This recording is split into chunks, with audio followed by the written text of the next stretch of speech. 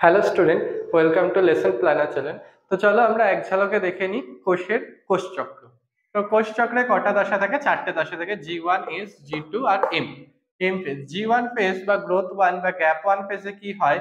হয় হচ্ছে আরএনএ বা প্রোটিন সংশ্লেষিত হয়, সাইটোপ্লাজমের আয়তন বৃদ্ধি হয়, অর্থাৎ এই দশায় প্রবেশে কোষটা ছোট থাকে এবং আস্তে আস্তে সেটা আকৃতিতে বড় হতে থাকে, অর্থাৎ সাইটোপ্লাজমের আয়তন বৃদ্ধি পায় এবং কোষ অঙ্গাণুগুলো বিভাজিত হতে থাকে এবং তাদের সংখ্যা দ্বিগুণ হতে থাকে। এটা প্রায় 11 ঘন্টার মতো স্থায়িত্ব হয়। আর এস দশায় কি হয়? মেন ঘটনা হচ্ছে ডিএনএ সংশ্লেষণ ঘটে, অর্থাৎ 2C থেকে 4C, অর্থাৎ ডিএনএ দ্বিগুণ হয়। এটা প্রায় 8 ঘন্টা মতো স্থায়ী হয়। আর G2 দশায় বা গ্রোথ ফেজ 2 বা গ্যাপ 2 দশায় কি হয়? বিভিন্ন প্রকার আরএনএ সংশ্লেষিত হয়, এটিপি সংশ্লেষিত হয় কোষ চক্রের জন্য, অর্থাৎ কোষ বিভাজনের জন্য প্রয়োজনীয় এটিপি সংশ্লেষিত হয়।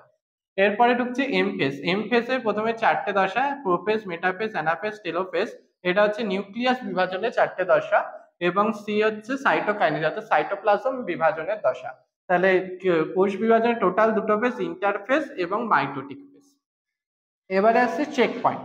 চেক পয়েন্ট হচ্ছে তিনটে চেক পয়েন্ট দেখা যায়, G1S, G2M এবং M চেক পয়েন্ট। G1S এর কাজ কি? G1S এর কাজ হচ্ছে কোষের কোষ অঙ্গাণুগুলো ঠিকমতো ভাবে দ্বিগুণ হয়েছে নাকি, বিভাজিত হয়েছে নাকি, প্রোটিন সংশ্লেষ ঠিকমতো হয়েছে নাকি সেটা দেখা। G2M এর চেক পয়েন্ট হচ্ছে কোষে এই যে ডিএনএ সংশ্লেষিত হচ্ছে এস দশায়, সেই ডিএনএ সংশ্লেষণে কোনো ত্রুটি আছে নাকি বা ডিএনএটা সম্পূর্ণ ঠিকঠাক আছে নাকি সেটা চেক করা হচ্ছে G2M এর কাজ। আর এম চেক পয়েন্ট হচ্ছে কোষের যে ক্রোমোসোম গুলোর যে কাইনেটোকোর, সেটা ঠিকমতো ভাবে বেমতন্তুর সাথে বাইন্ড হয়েছে নাকি সেটা এম চেক পয়েন্ট চেক করে। এই হলো আমাদের কোষচক্র এবং কোষচক্রের গুরুত্ব। Thank you.